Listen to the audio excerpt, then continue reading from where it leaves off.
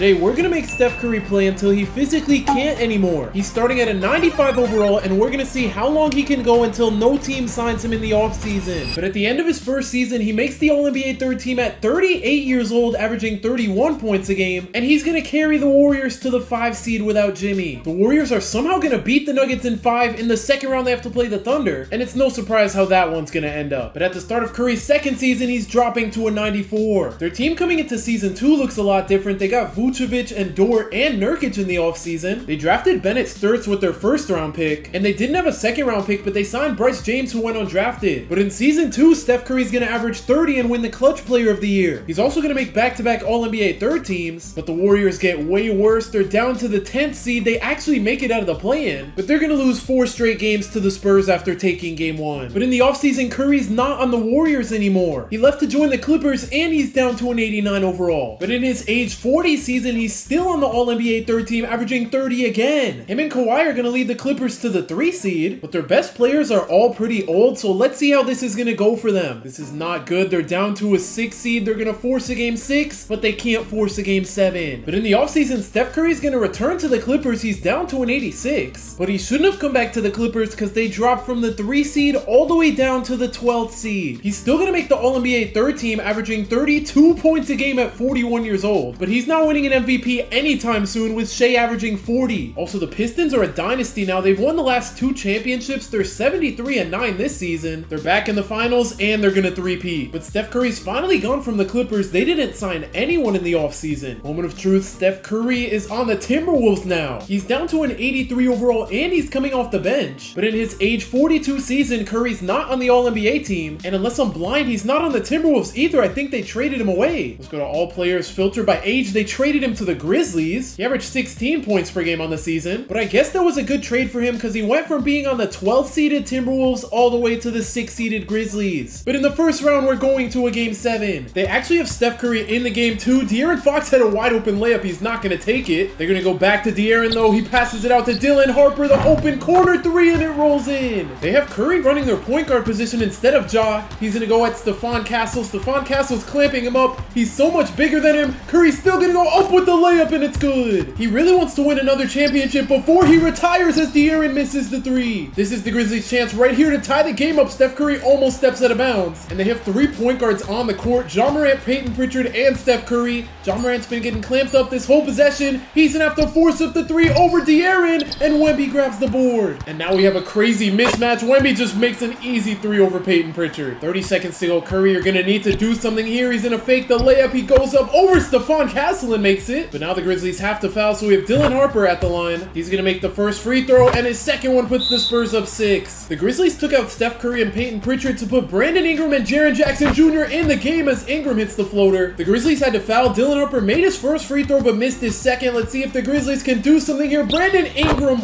Wow, how did he make that on Wemby? Dylan Harper's gonna make one, miss one again. The Grizzlies are down 4 with less than 10 seconds to go. Ja the fake. He's gonna pull the top of the key 3, but he's gonna miss it. And the Spurs are gonna make it out of the first round. I can't believe they didn't have Curry on the court for that possession. He dropped 25 and he hit 6 threes. But his time with the Grizzlies is over unless he drops that much in overall. Yeah, he's not here. And Steph decided to join the Mavericks, who just won the championship. Cooper Flagg won the finals MVP. And if you're wondering who's back on the Mavericks, Luka's here. Steph Curry's down to an 80 overall, so hopefully they don't trade him like the Timberwolves did. And it looks like Steph chose the right team because Luka's gonna win the MVP. And the Mavericks just went 73-9. I think Steph's done making All-NBA teams at this point in his career. He's 43 years old, but he just averaged 19 points a game. But even with the 73-9 record, the Mavericks are having trouble in the conference finals. They're gonna win game 5 though. That third quarter was crazy. And in game 6, the Mavericks are gonna hold on to go back to the finals. They won the championship last year, but now they have to play the Pistons, who won 3 championships in a row before that. But in game 1, the Mavericks are blowing this game. They were just up by 9 with 2.5 minutes to go. Curry on the ISO's gonna pull the wide open 3, and he knocks it down. I don't know what that play was, but it somehow worked. Cade on the drive gets stopped by Max Christie. He gets stopped a second time. He still goes up with the shot, and Christie gets the stop. The Pistons are going to send the trap defense with 40 seconds to go. Curry's going to find Bass in the corner. They double team him. Cade goes for the steal, which leaves Curry wide open, but he's going to miss. So the Pistons still have a chance here to win game one. They're going to put the ball in Cade's hands. He's going to post up on Curry and take the fade and knock it down. But now the Pistons have to foul, which sends Curry to the free throw line. His first one's good, and to put the Mavericks up by 4, his second one's good as well. The Pistons have no timeouts. They have 23 seconds to score here. Cade on the ISO breaks Curry's ankles. Curry's still going to recover and get the stop, though. Cade kicks it out. They're going to find Wade, the top of the key, 3. It's good. So Curry's going back to the line with 9 seconds on the clock. He's going to make his first one, and to give the Mavericks a 3-point lead, his second free throw's good. 9 seconds for the Pistons here. They're going to need a 3 because they can't really get a quick 2 at this point. Asar's the one shooting it, and he makes it. 93% of people who watch me aren't subscribed, so make sure to subscribe to help me hit my goal of 35,000 subscribers. And the Mavericks didn't sub in Luka or Cooper Flag. They must have fouled out. Let's hope they go to Curry here. They go to McHale. What is he doing? He's going to pull a near half-court 3, and we're going to overtime. But even without Luka and Cooper Flag, it's close in overtime. I'm not going to lie, I expected the Pistons to run away with it. Curry's 3's in and out. Jaden Ivey on the break finds Cade, the fake. They're going to send the double team, but he still makes the layup for the lead. The Mavericks better not blow this game. Curry's going to ISO on Cade. Cade is playing pretty good defense, though. I don't know why Curry's going into the post. He's going to size up on Cade. He fakes the mid-range. He's going to dump it off to McHale with 5 seconds to go. He gets an open 3, but it's deep, and he's going to miss. Bilal on the break's going to find Asar Thompson the layup. It's good. So now the Mavericks find themselves down 3 with under a minute to go. Curry's going to attack Cade and take the layup over 2 people. Why? So now the Mavericks are going to need a stop. Bilal gets an open 3 on the break, but he's going to miss, and Curry comes down with the board. Let's see if he can get something going on the fast break. Cade's going to stop him. He needs a screen here. He's going to find Base to Max Christie in the corner with less than 20 seconds to go now. Derek Lively comes to set the screen. Max Christie gets fouled. So now he has a chance to make it a 1-point game here. His first free throw barely bounces in. I'm not gonna lie, I just realized that's not even Max Christie, that's his brother. I just assumed it was Max Christie because he's on the Mavericks. He's gonna make the second free throw, but the Mavericks have to foul. Let's hope Ivy misses one of these. His first one's gonna miss. That is huge. It just barely rolled off the rim. His second one's good. So now the Mavericks don't necessarily need a 3 here. They have 15 seconds to get a shot off. Curry's gonna chew the clock out. Lively's gonna come set the screen. 5 seconds to go. The screen doesn't really do much. Curry's gonna miss the 3. Lively with the putback, and it ties the game up. So with only 0.2 seconds on the clock, we're going to double overtime. So now in double overtime with 2 minutes to go, the Mavericks are up by 2. Cade on the ISO trying to get past Curry. He's so much taller than Curry. I don't know how he isn't getting by him easier. Curry's gonna switch on to Bilal. Amen comes and sets the screen. Bilal's gonna miss the 3 and Bass gets the board. McHale on the break. Can't seem to get past Cade. He's gonna find Bass to Curry. The top of the key 3. It's off. That would have been huge. Ivy's gonna find Amen to Cade. Cade gets stopped by, I think that's Bass, and he throws a turnover. That pass was so fast, it caught me so off guard. Curry's gonna throw it down low to Cam Christie to Bass. Back to Cam Christie to Lively to Curry. They're just swinging it. Curry with just 6 seconds to go. I don't like this matchup. I feel like he's going to be forced to just chuck up a floater. The fake, he gets him jumping. He gets fouled and he misses, but that's okay. So now he can put the Mavericks up by 4 here. He's going to knock down his first free throw and his second. That was huge from Curry. So now even if the Mavericks don't get a stop here, that's okay. Cade's going to miss the floater. And Cade just fouled out. That is huge. Lively's probably going to miss both these free throws. He's going to miss the first one and his second one's good. But now the Pistons have to win it here without Cade. Ivy's gonna pull the 3 from super deep. They're gonna get a second chance.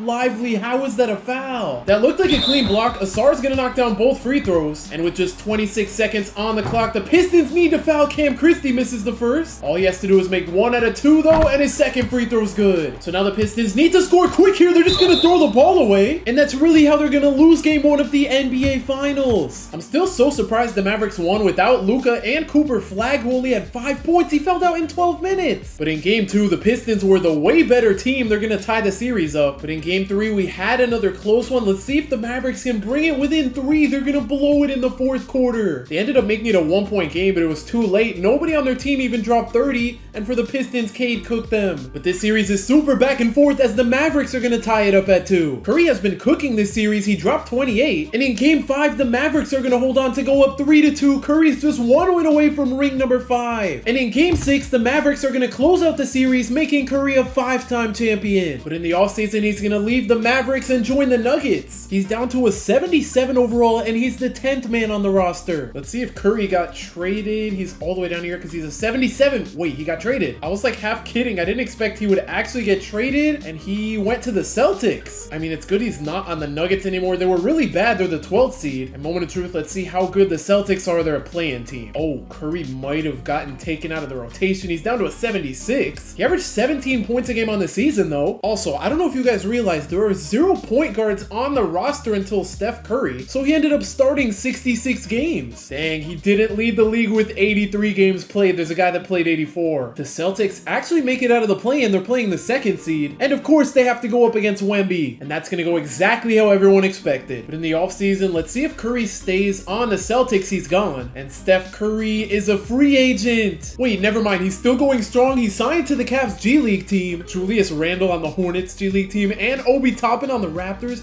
Whoa, a lot of these guys are just G Leaguers now. But technically, Curry's still on an NBA team, so I'm going to select the Cavs and sign him to their actual team. 45-year-old Steph Curry averaged 6 points a game on the season. He only played 14 games. And the Cavs were the worst team in the Eastern Conference. In the offseason, Curry's not going to get signed again. He's down to a 69 overall. So he's going to retire at 46 years old, finishing 2nd all-time in points with just under 40,000, and 1st all-time in threes with 6,300. If you want to see me swap Steph Curry and Chris Paul's careers, click the video on the screen right now.